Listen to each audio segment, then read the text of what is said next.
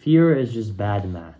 It used to work 100,000 years ago. In fact, it was actually beneficial and essential for survival, but today it's kind of the opposite because our brain hasn't structurally changed in 200,000 years. Our brain still thinks that taking risk could mean life or death. But because we as a society has removed things like that could threaten our lives, the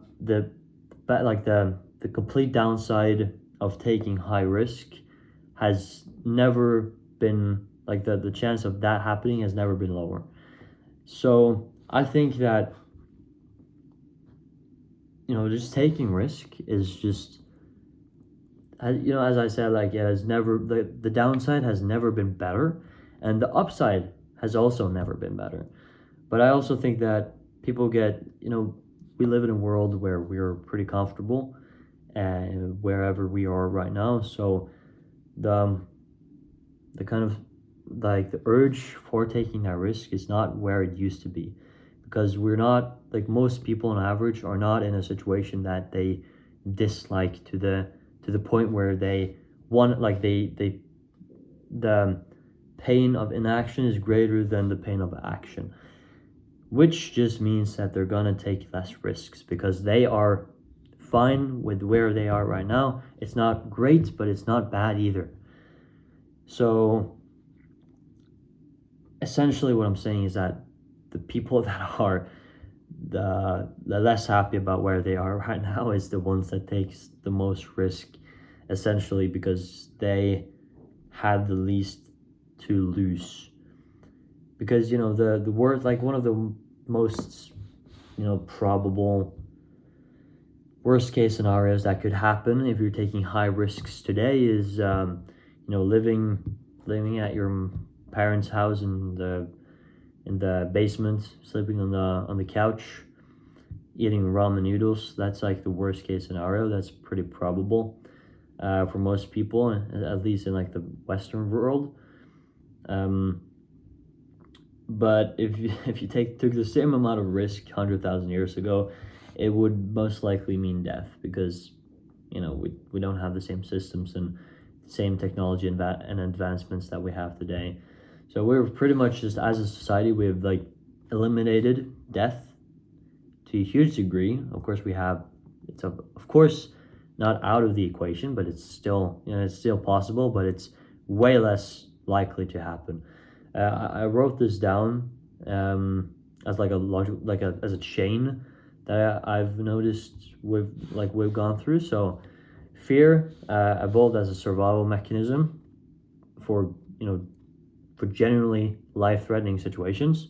So fear would occur as a feeling whenever there were a situation that could threaten your life. Based on story. Like I think fear is a thing we have developed through stories, our parents. Some say even genes. I'm skeptical about that, but I'm not close to that fact. But mostly I think stories, and just to a small degree, if like we touch something hot and we ow, that hurts. We over time learn what is dangerous and what's not. So fear evolved as a survival mechanism for genuinely life-threatening situations. Society has removed death as a realistic worst-case scenario for most fears. So it's still there. Like death is still an option, but it's not realistic anymore as the worst case scenario. But the thing is, our brain have not updated in 200,000 years, so we still feel fear, but just in we still feel fear to the same proportions, because we've gotten used to stuff. And we used to we used to be used of stuff. We used to be used to stuff before as well. it just comes down to proportions, to be honest. I think that's the case. We just get used to stuff, and we don't want to lose we don't want to lose that stuff, because losing stuff is considered, death. I think for a lot of people, losing stuff is really uncomfortable because it's really tied to death, because you're losing stuff when stuff dies, you loses it. You lose it, right? And then number 4, since stakes in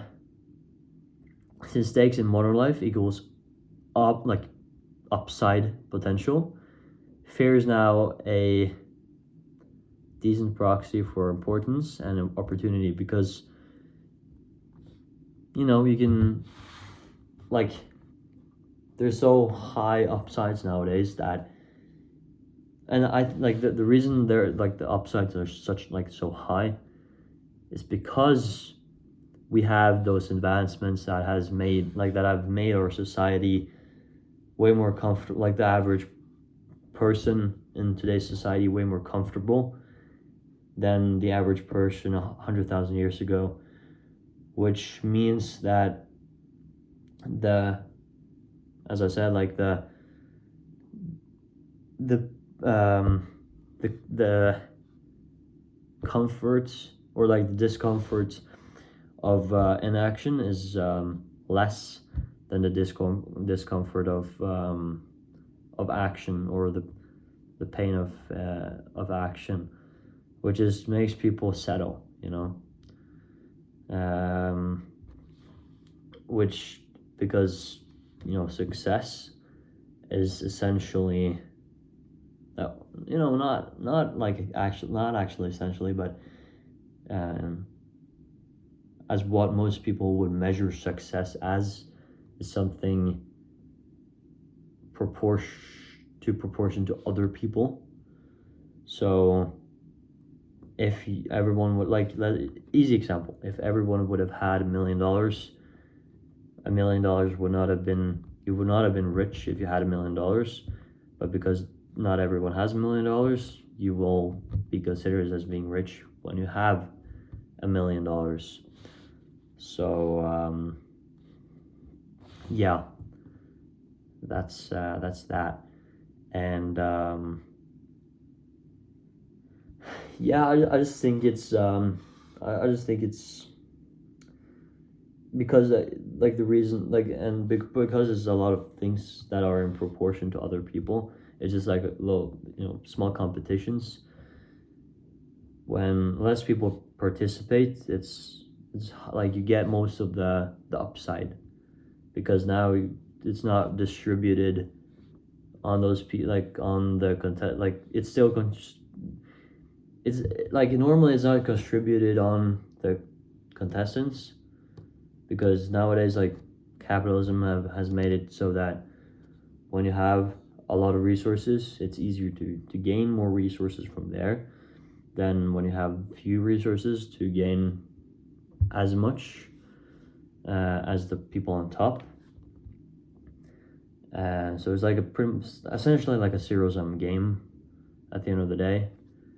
But still, people just participate less in competitions or games, you could say, which makes the upside way higher than it used to be, because now just less people are participating, because they're, the pain of, as I said, pain of inaction is less than the pain of action, I think. Yeah. So it's just something to keep in mind. I just thought it was interesting because I was just wondering, what does fear really mean? What does it really mean? Of course, you have, oh, ouch, that hurts. I don't wanna do that again. But what does it mean today, and why do people still? Because I heard this quote. I'll say, try to find it. Fear occurs in proportion to importance. I heard that quote, And I was like, that sounds really true, but I don't know why it feels true. So I wanted to find out why, because it feels pretty, headshot on the money, that things that are scary and that makes you, that's scary, is often the things that is often a sign of the things I should do.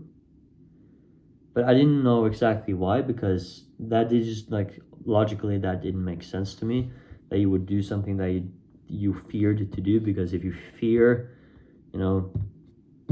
jumping off a cliff, doesn't mean you should do it, right? There are some, fears protect you in a way, but also they can falsely protect you. It can be illusions.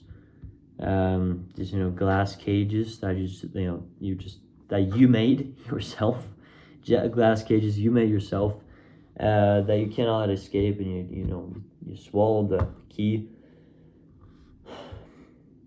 Yeah.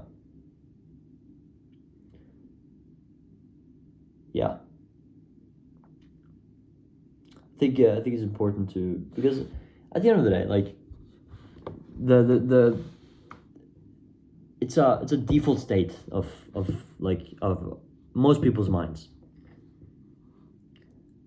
and I don't think it's not possible to remove it, but it's definitely possible to lessen it. So make it, change your behaviors less. So I think bravery is just, you're still scared to the same amount, but you're just taking actions. You're not, the fear is not it's not changing your behavior in a negative way. That doesn't affect, doesn't help you. So being a bitch, I'm sorry, I want to be that, I don't want to use that word, but being a bitch is just having lots of fear, having as much, you have you have a bitch, and then you have a brave motherfucker, and those two people can have the exact same fear, but the brave motherfucker, he takes action, he takes action despite having that fear, while the bitch motherfucker, he doesn't take action, or he doesn't take action that will benefit him, while the brave motherfucker takes action that actually will benefit his life despite having that fear. I just look at that as being bravery. So just being, to be honest, just being aware of it, I think is the best thing you can do. To be honest, just being aware of it. The more I've talked about this before, the more you just get out of your primal brain, you could call it, the easier it is to influence it, and actually recognize that these patterns happen, and I can do something about it by doing other actions. So yeah, that's just what I wanted to talk about. I thought it was something worthwhile. So yeah, I'll see you tomorrow.